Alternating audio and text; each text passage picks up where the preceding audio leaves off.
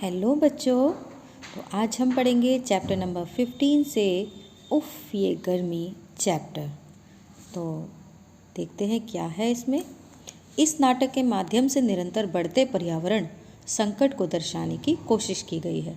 मनुष्य अपने स्वार्थ की पूर्ति हेतु प्रकृति का हमेशा दोहन करता रहा है और आज वह स्वयं भी पर्यावरण के बदलते चक्रों में फंसता जा रहा है।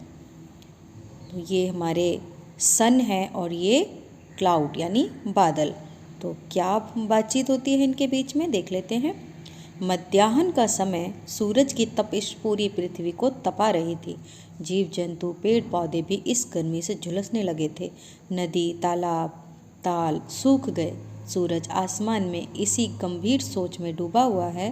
वह अपने पर तरस खाते हुए सोचता है कि मेरे कारण बादल चांद ग्रह नक्षत्रों का जन्म हुआ, लेकिन मुझको कोई दिल से नहीं चाहता। निराश सूरज आगे बढ़ते हुए अचानक बोलता है। तो बच्चों क्या बोलता है सूरज, देखिए। हाय तपते तपते युग बीत गए, कहीं मुझे आराम नहीं। उफ कितना जल रहा हूँ, किसी को मेरी परवाह नहीं है। बादल कहते हैं, अरे सूरज भाई क्या हुआ, आज अपनी ही तपिश से तुम जल उठे। इन बेचारे जीवों का सोचो जो निरंतर तुम्हारी आग से झुलसते रहते हैं।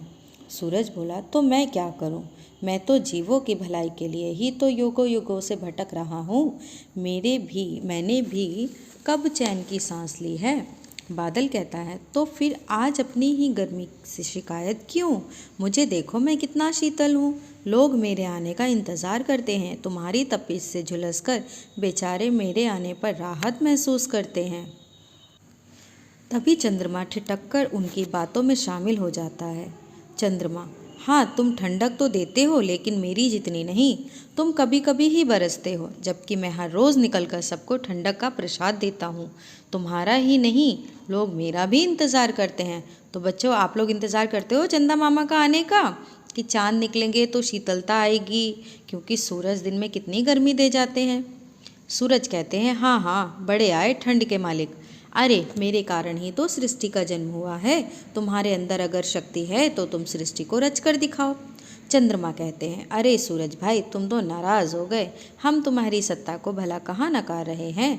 तुम तो महान हो, तुम्हारे कारण ही हम जगमगा रहे हैं। और ये बादल, ये भी तो तुम्हारे कारण जन्मा है। क्यों, सही कहा ना। बादल कहते हैं, हाँ हाँ मुंह बनाते हुए कहा, सही कह रहे हो। यदि सूरज ना हो तो नदियों का पानी वाष्पित नहीं होगा और ना ही मेरा जन्म होगा। पर सूरज क्या कहते हैं, पर क्या, तुम्हारी ये ठंडक घड़ी दो घड़ी में समाप्त हो जाती है, लेकिन मेरी तपिश मेरे में समाई हुई है, जो बरसों बरस तक मुझे तपा रही है। चंद्रमा कहते हैं, पर आज तुम इतने अधीर इतने विचलित क्यों हो, ये गर्मी कोई नई बात तो नहीं है। बादल कहते हैं, हाँ इनके कहने पर ही मैं बोला था झपते हुए, वरना मुझे क्या पड़ी थी अपने मुंह मियाँ मिट्ठू बनने की। सूरज बोले, मैं अपनी ही गर्मी से परेशान होकर अपने से ही तो कह रहा था, मैंने तुम्हें तो कहा भी नहीं था। तभी पृथ्वी घूमते घूमते उनके निकट आई और उनकी बातों में शामिल हो गई।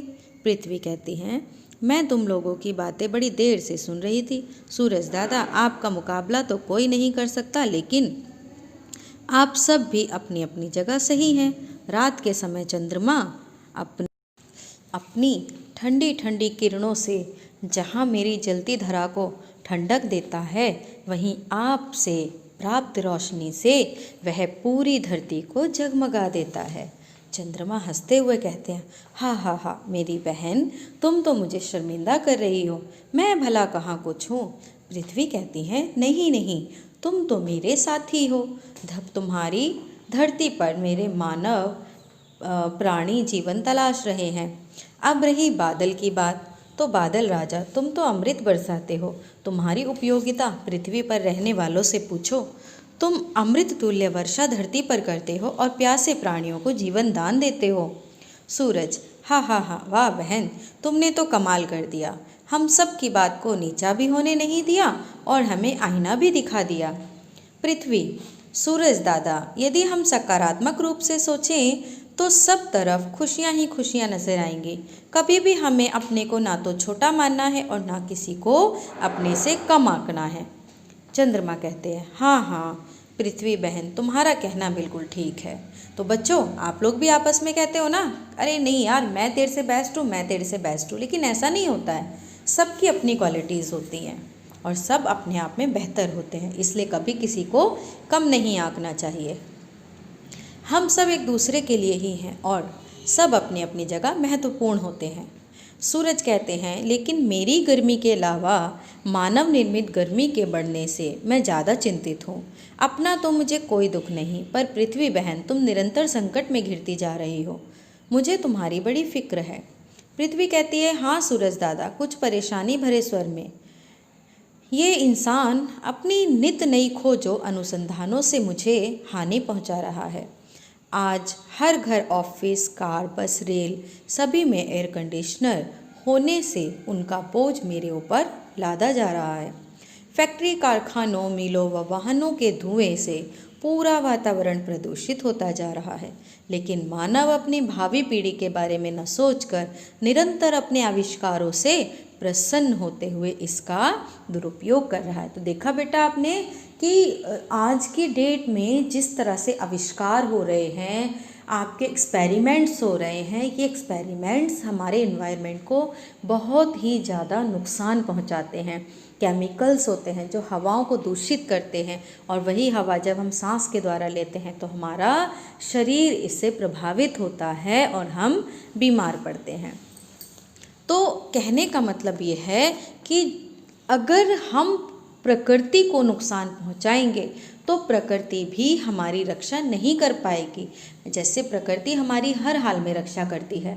आपको फसल उगाने के लिए पानी प्रकृति से प्राप्त होता है, रहने के लिए धरती प्रकृति से प्राप्त होती है, खाने के लिए, रहने के लिए, सोने के लिए, जीने के लिए सांस, सब कुछ तो हमें प्रकृति देती है। लेकिन जब हम प्रकृति की ही रक्षा नहीं कर पाएंगे तो प्रकृति हमारी रक्षा कैसे कर पाएगी।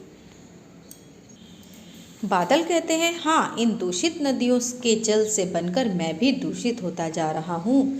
सूरज, यही बात तो मैं बताना चाह रहा था कि मानव के बढ़ते कदम ने पृथ्वी पर आज तापक्रम को इतना बढ़ा दिया है कि वह तपिश मुझ तक पहुँचने लगी है। आओ हम सब मिलकर मानव को सचेत करें। तो बच्चों देखिए, प्रकृति आपसे क्या कह रही है। हे मनु के वंशजों, स्वीकार हमारा प्रणाम करो। कूड़ा कचरा धुआं तपिश को एक हद तक ही बढ़ावा दो। झुलसोगे तुम भी साथ नहीं शान की है कोई बात।